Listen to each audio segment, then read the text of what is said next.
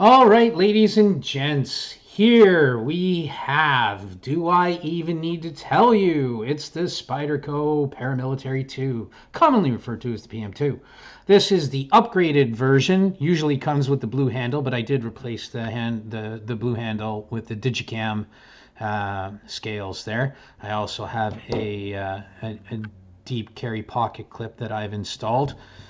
So it does have, if you can see it here,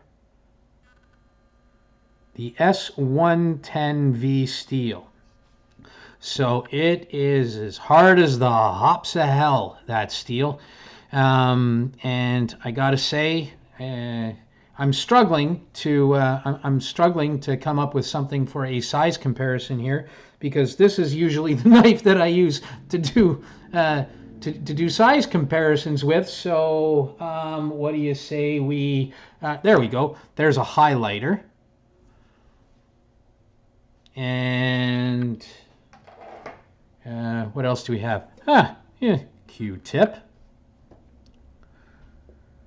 Anything else for a size comparison? Because I mean, basically, yeah, sure. Okay, so the rat number 1, that's also a pretty good one to do a size comparison with. So it's kind of rat number 1 territory-ish there. And yeah, and again, because I love the Force. Baby Yoda. The Atom. So kind of right in there for size. So let's get into the particulars of this thing. It's got an overall length of 8.28 inches, a blade length of 3.44 inches. Because you've kind of got this 50-50 forward finger choil here, that Spyderco does like to put on a lot of their stuff, you're looking at a cutting edge of about 3 inches, blade thickness of 0.14 with a very nice distal taper starting almost right from the Spidey hole there. So you get down to a really thin tip. Really thin tip.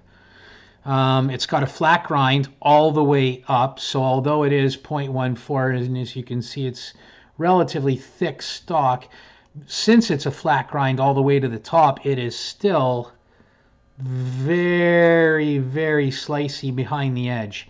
So you're not going to have any problems cutting with this. The ergos on it are fantastic. The thumb ramp there, the jimping, this thing locks into your hand. It is not going anywhere. Strap a couple of these bad boys to the bottom of your shoes and walk up a wall. Very grippy. The G10, the texturing on the G10 handle also provides you with a very secure grip. The pocket clip itself kind of falls right into the crevice of your hand.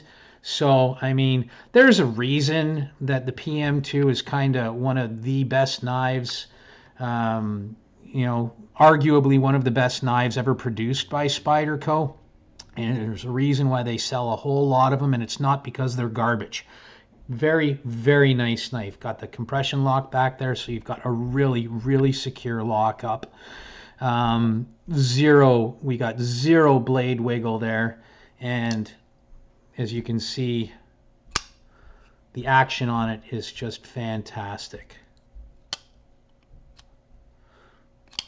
Of course, awkward angles when you're shooting videos make for awkward openings of knives. I swear to God, I'm better at that.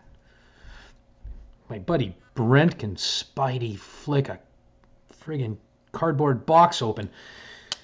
He's pretty good at it. I'm still not quite as good as he, but I can get the job done. The pocket clip, the deep carry pocket clip, is always nice. It's a nice little Lynch clip there, an aftermarket add-on. And I have taken this apart a couple of times. The lanyard hole is always just so much fun to deal with. So I'm not sure if I'll do a disassembly video on this or not, or if I'll just struggle with this in the shadows and never admit how much trouble I have taking it apart and putting it back together again. My fragile pride might not allow me to videotape that. Anyway, As far as the knife goes, ergo's great, steel fantastic, carries really, really well in the pocket. It's not overly thick. The compression lock provides you with a solid lockup. You're not going to have to worry about this thing coming down on your fingers or folding when you don't want it to. I mean, unless you're doing something really horrendously foolish with it, in which case I would recommend you go out and you buy yourself a fixed blade. You know, if you want to do something really heavy duty with the blade, then get yourself a fixed blade, because folding blades are not for that. However, as far as hard use goes, you shouldn't be worried about using this for hard use type applications. It will stand up to pretty much whatever task you set before it, as long as you're not trying to chop a tree down or build a log cabin. You should be okay. Anyway, out of 10, I would say I'd give this thing a good solid 9 and a bit. Going to be hard to get a perfect 10 out of me, but I would definitely put it up there. If you're looking for a good solid pocket knife, this thing will cut and it will slide in and out of your pocket quite readily. So it does the pocket thing well, and it does the cutty, slicey, knifey thing well. So no worries there. If you are sitting on the fence about a PM2, get off the fence.